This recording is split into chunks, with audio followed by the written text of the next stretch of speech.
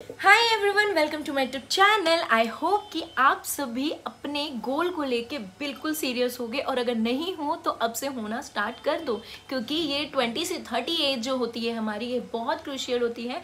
इस टाइम पे हमें बहुत अच्छे से काम करना चाहिए। सो आज का वीडियो बहुत इंपॉर्टेंट होने वाला है, क्योंकि मैं अपनी लाइफ का एक नेगेटिव कह सकते हैं, एक गलत एक्सपीरियंस जो मैंने किया, मैं उसके बारे में शेयर करूँगी। स्पेशली ये वीडियो होने वाला है जो कैंडिडेट्स प्रिपेयर कर रहे हैं TGT social science DSSB exams which is a 4600 grade pay job, KVS PRT KVS का ये सारा से रिलेटेड हम इस बारे में आज बात करेंगे। सो आप इस तरीके से बने रहिए चैनल पे और वीडियो देखते रहिए। So let's get start. कहानी मैं जो इस वीडियो के अंदर आपको आज बताने वाली हूँ, ये कहानी नहीं है, ये मेरी लाइफ का पर्सनल एक्सपीरियंस है जो मैंने फेस किया था।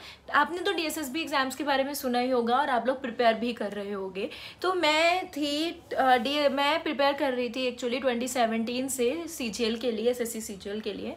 बट 2021 में कोरोना उस टाइम पे चल रहा था, शायद जहाँ तक मुझे याद है। तो उस टाइम पे ना TGT की काफ़ी सारी वैकेंसीज आई थी। आई रिमेंबर कि 5-10 हज़ार आई थी शायद। तो उसमें ना TGT सोशल साइंस के लिए 700 के अराउंड वैकेंसीज थी। तो मैंने B.Ed तो कर ही रखी थी, उस टाइम पे मेरी B.Ed कंप्लीट हो गई थी। तो मैंने सोचा कि यार चलो मैं TGT सोशल साइंस का पेपर दे दूंगी, कैसा आता है क्या पता हो जाए। वैसे तो मैं प्रिपरेशन नहीं कर रही हूँ, बट क्या पता हो जाए।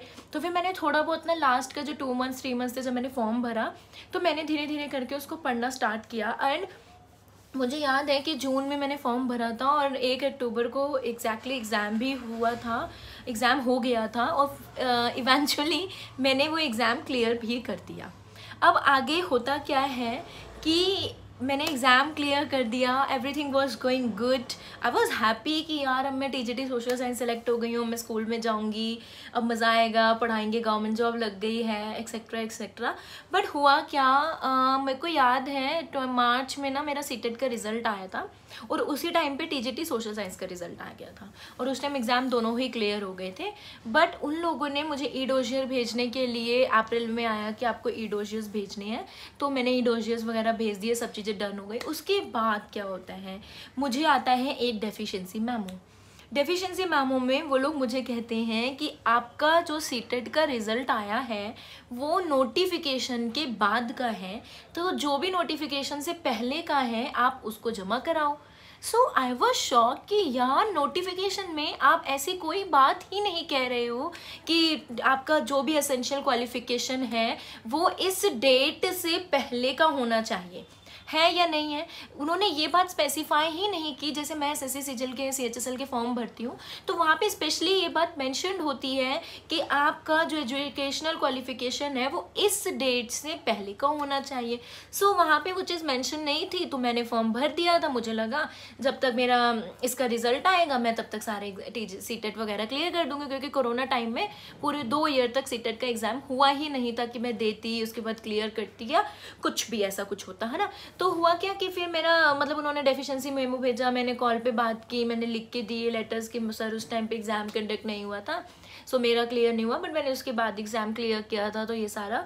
बट उन लोगों ने इस बात को कंसीडर नहीं किया और उन्होंने मुझे डिस्क्वालीफाई कर दिया। बहुत बुरा लगता है कि यार आप इतना अच्छा स्कोर लेके आए, आप सेलेक्ट हुए, फाइनल के लिए भी आप सेलेक्ट हो जाते हो, उसके बाद ई-डोसियर मंगाए जाते हैं। I was happy on that time. मुझे लग रहा था कि वाओ यार अब गवर्नमेंट जॉब लगे, मजा आने वाला है, बट ऐसा कुछ हुआ नहीं। बट लाइफ में कोई एक चीज़ बुरी होती है तो उसके साथ एक चीज़ अच्छी भी होती है।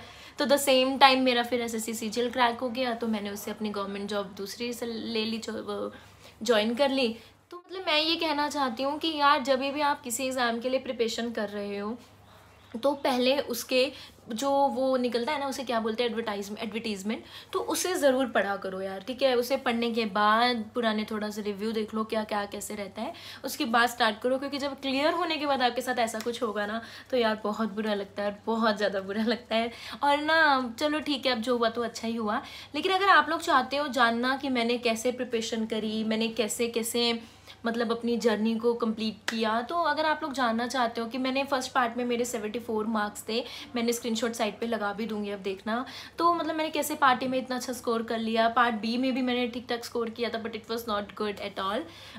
तो मैं, अगर आपको जानना है वो कैसे किया, तो आप मुझे कमेंट्स में बताना। अगर आपकी कोई भी क्वेरी होगी तो I will sort out this, ठीक है। ओके बाय, नेक्स्ट वीडियो में मिलेंगे। आप जो भी कमेंट करोगे मैं उसके हिसाब से नेक्स्ट वीडियो बनाऊंगी। सो बाय बाय, अच्छे से पढ़ाई करते रहो और अच्छे से इस तरीके से हम मिलते रहें।